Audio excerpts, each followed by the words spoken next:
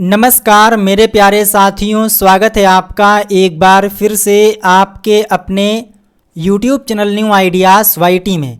और आज के इस सेशन में हम 15 MCQs के बारे में डिस्कशन करने वाले हैं और इसमें हमने काफ़ी नए क्वेश्चंस को इंक्लूड किया है। So let's start. पहला क्वेश्चन आपके सामने रहा ये, What will be the output of the following Python function? आपको यहाँ पर दिया गया है कोड स्निप्ट, बताना है इसका आउटपुट क्या होगा। अगर आपको ऑल फंक्शन की वर्किंग पता होगी तो आप इसमें बड़े आराम से टिक कर दोगे, दैट इज़ फॉल्स। फॉल्स क्यों आया आइए देख लेते हैं। तो जो ऑल फंक्शन है ये काम किसके साथ में करता है, तो आंसर आएगा जो भी इटरेबल ऑब्जेक्ट हैं, लाइक आप लोगों का लिस्ट हो गया है ना, टपल हो गया, इनके साथ में काम करता है। नंबर 2, अगर वो डाटा जो आपने इसके पैरेंथेसिस के अंदर पास किया है अगर वो इटरेबल है तो आपको मिलेगा ट्रू। अगर वो इम्प्टी है मीन्स उसमें एक भी आइटम नहीं है तो भी आपको मिलेगा ट्रू। बट जो आपने आइटम रखे हैं इटरेबल वाले उसमें कोई ऐसा आइटम जो कि ज़ीरो है तो इस केस में आपको मिलेगा फॉल्स। तो आप इन तीनों पॉइंट्स को नोट कर लीजिए। चूँकि जो ये इटरेबल ऑब्जेक्ट है इसमें आ चुका है ज़ीरो तो यहाँ पर आपको मिलेगा फॉल्स। आइए मैं आपको दिखाता हूँ प्रैक्टिकली ताकि आपके माइंड में कोई भी कन्फ्यूज़न ना रह जाए। तो मुझे यहाँ पर टाइप करना होगा पाइथन और ये आ चुका है पाइथन IDLE और आपको बताना है कि IDLE का फुल फॉर्म क्या होता है और IDE का फुल फॉर्म क्या होता है। हमने यहाँ पर लिखा ऑल और ब्रैकेट के अंदर हमने आइटम्स को पास किया, दैट इज़ लिस्ट। और ये क्या है, लिस्ट एक इटरेबल ऑब्जेक्ट है। हमारे पास यहाँ पर जो क्वेश्चंस था उसमें एलिमेंट्स थे 2, 4, 0, उसके बाद में 6। तो अभी आप पाओगे इसका आंसर मिलेगा फॉल्स। एक काम करता हूँ, मैंने क्रिएट किया ऑल, या एक काम करता हूँ मैं इसी को कॉपी कर लेता हूँ, ठीक। और यहाँ पे हमने कर दिया लाइक 5। तो अभी आप पाओगे आपको मिलेगा ट्रू। क्यों? क्योंकि पहली बात जो ऑल है ये इटरेबल ऑब्जेक्ट पे काम करता है जो कि था। नंबर 2, उस इटरेबल ऑब्जेक्ट में कोई भी आइटम ज़ीरो नहीं होना चाहिए जो कि यहाँ पर नहीं है, तो आपको मिला है ट्रू।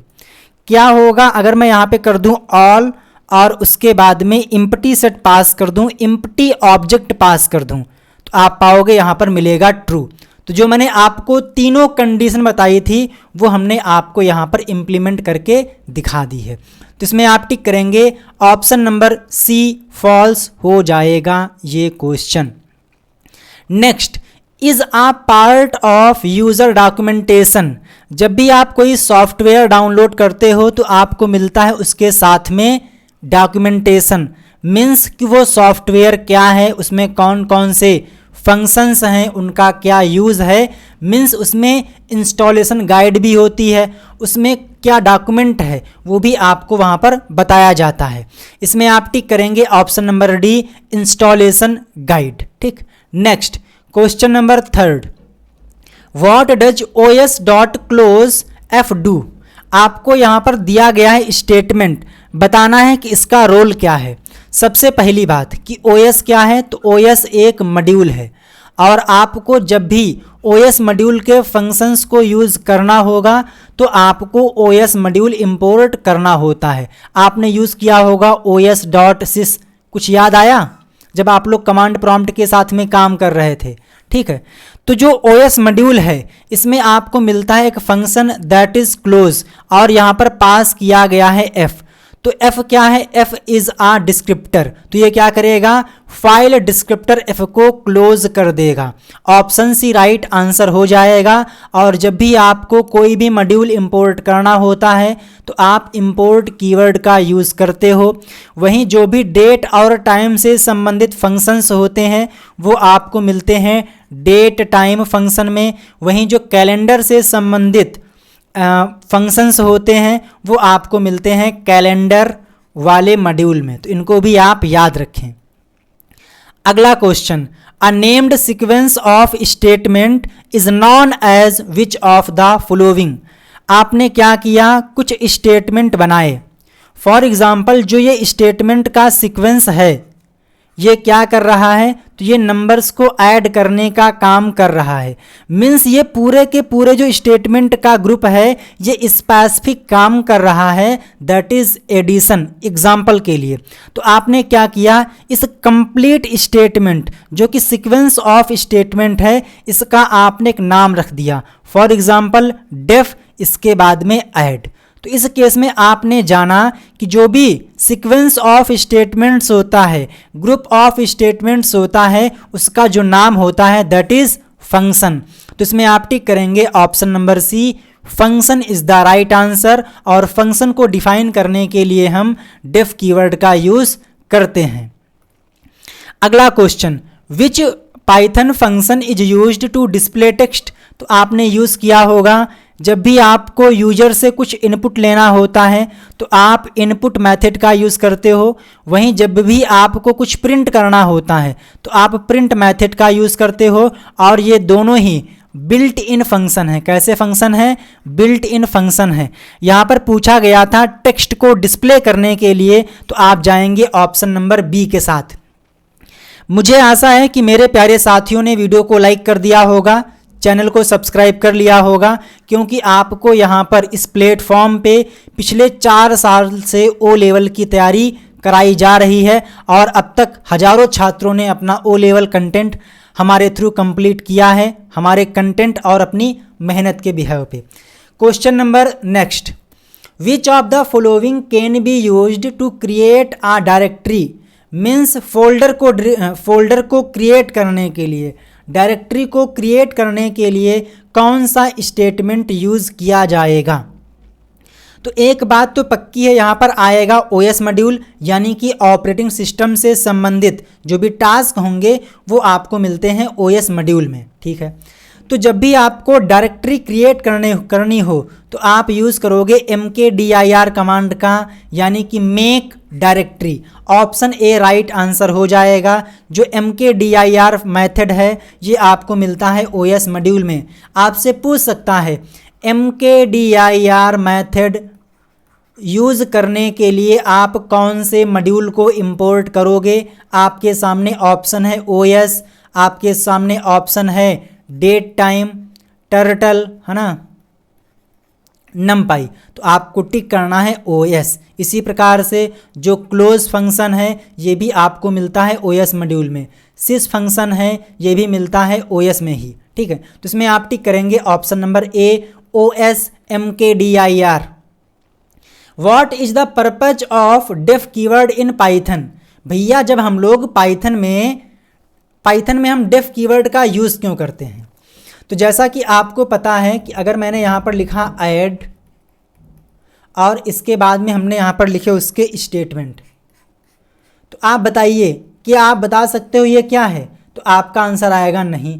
बट अगर हमने यहाँ पर लिख दिया डेफ तो आप तुरंत बोलोगे कि सर ये फंक्शन है। ये क्या है सर, ये फंक्शन है। मीन्स जो डेफ कीवर्ड है ना ये बताता है कि भैया यहाँ से फंक्शन को स्टार्ट किया गया है।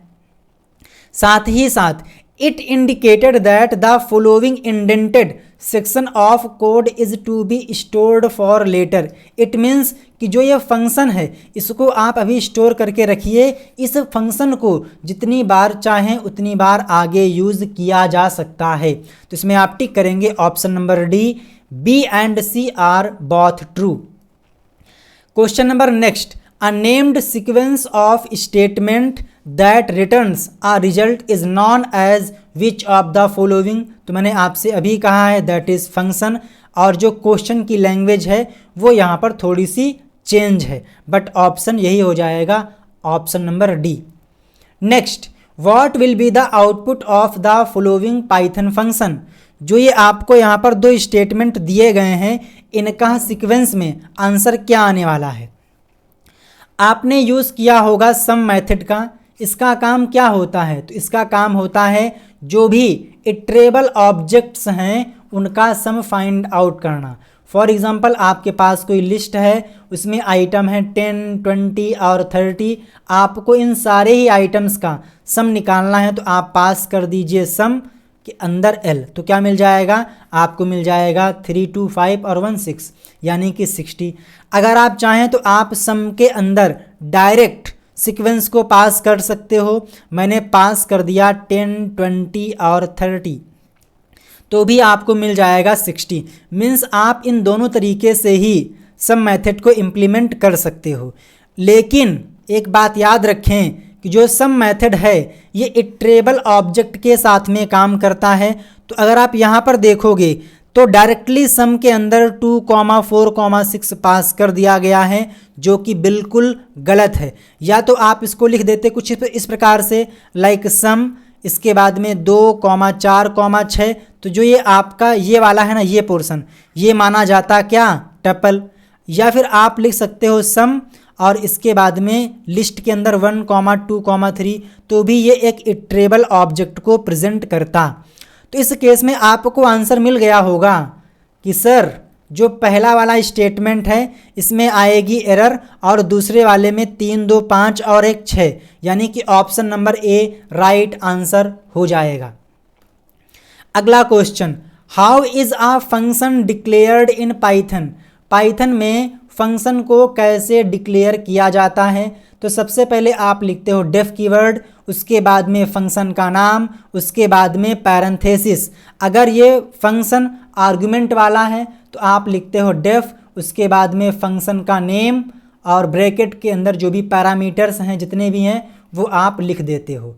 और ध्यान दीजिएगा जो फंक्शन का एंड पॉइंट होता है वो कॉलन से सेपरेट किया जाता है। तो ऑप्शन नंबर ए आप यहाँ पर टिक कर दोगे, colon is the right answer for this question, क्योंकि पूछा गया था विच character is always at the end of function declaration. Function declaration के एंड में कौन सा कैरेक्टर आता है? तो आपने पाया कि कॉलन आता है। इसको बोलते हैं कॉलन और इसको बोलते हैं सेमी कॉलन, तो इसमें आप कंफ्यूज ना होइएगा। अगला क्वेश्चन जो कि कई बार रिपीट हो चुका है, जब आप किसी फंक्शन